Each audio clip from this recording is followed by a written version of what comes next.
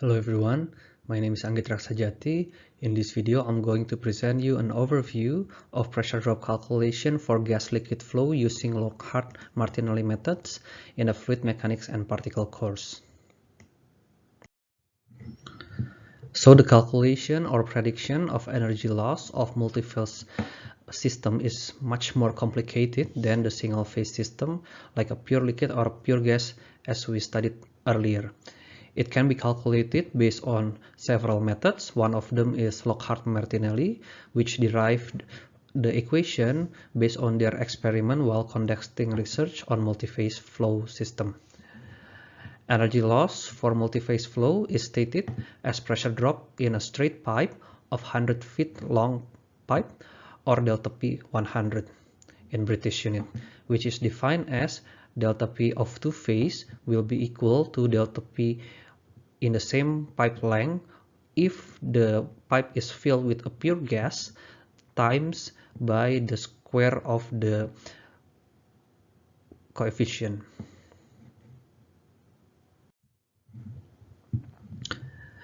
For the pure gas or the pure liquid, the pressure drop along 100 feet straight pipe can be calculated based on Darcy equation as expressed over here. It is a function of the friction factor, which you can get from Moody chart, for example, and it is also a function of the mass flow rate, the pipe inner diameter, and the fluid density. So you can also use the correlation that is used in the earlier part of this course before. Once you know that number, now you get the number for delta P 100 if it's assumed to be 100% liquid, and the delta P 100 if it's assumed to be 100% gas for the same pipe length. Now you can find the modulus Lockhart-Martinelli, which is x, and the x square will be the delta P 100 of the liquid divided by the delta P 100 of the gas. So let's say you get that for the 100 meter feet, the liquid pressure drop is 0.1 bar, while the pressure drop, if it's assumed to be 100% gas, is 1 bar. That means your x square will be 1.1 per 1, which means it is 0.1. And then you will use that number, the x, to get the modulus of two-phase flow later, which will be explained in the next slide.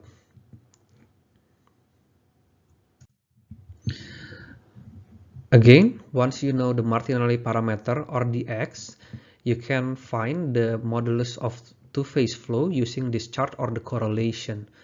So for a simplicity, I'll give you an example that the Martinelli parameter is 1.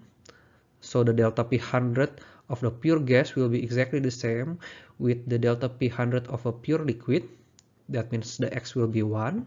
And then let's assume that you get the Reynolds number for each case, and it is actually in the turbulent regimes. So we will use the TT symbol, and you can find which line is for the TT or the turbulent.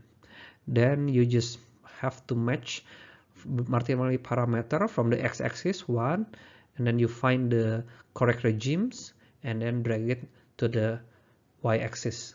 So let's say now you get 7 of the parameter of the modulus two phase, and then you just have to use it into the final equation.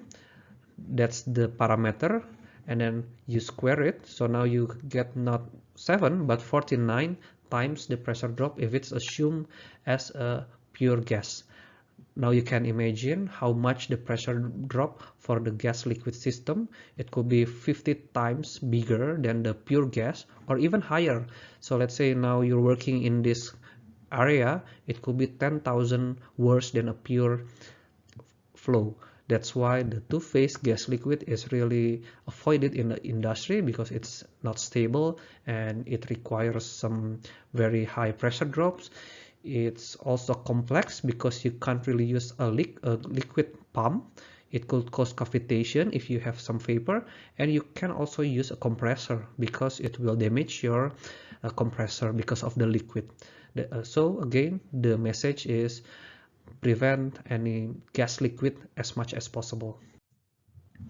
And in summary, the Lockhart-Martinelli equation can be solved in short time. However, it is not always resulting in good accuracy in many flow conditions. Other equations, such as Beck's and Brillouin, involve more complex computation.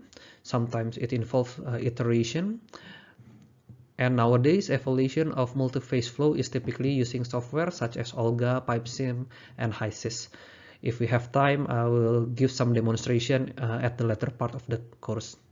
Thank you.